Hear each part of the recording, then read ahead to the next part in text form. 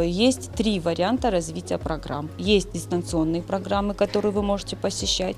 То есть вы дистанционно осваиваете тот курс, на который претендуете приехать. Вторая – это интенсивы, полное погружение детей в предмет, когда это 2 недели, до 2 недель полное пребывание детей здесь. Они приезжают и здесь живут. Есть общежитие, в котором комфортное общежитие тоже отремонтировано, и они в этом общежитии живут. А здесь они учатся. Это и питание, и проживание, культурная программа, и плюс тот предмет, который они выбрали. И плюс дети, которые могут ходить сюда ежедневно. Те дети, которые вы видели сегодня в аудиториях, это дети, которые ходят сюда как в системе доп. Образования, система кружков.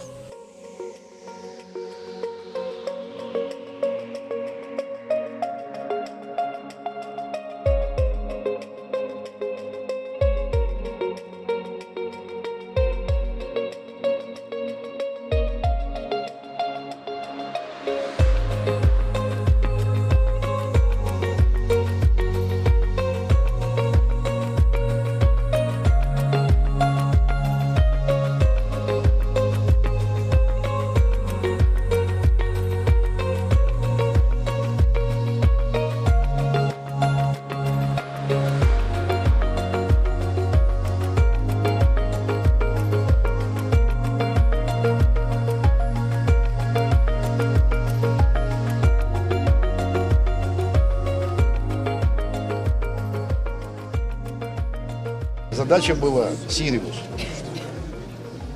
а под собой он подразумевал комплекс и строительство в том числе. И если помните, года 2 назад у нас там в одном из районов было начало строительства школы для одаренных детей, еще как называли. Но это строительство было, как бы сказать, вне системы. Да, поэтому мы убедили Минпросвещение, что вот таким вариантом тоже можно решить эту задачу. Самое главное не отчитаться, что мы открыли Сириус, да? А самое главное содержание всего этого дела.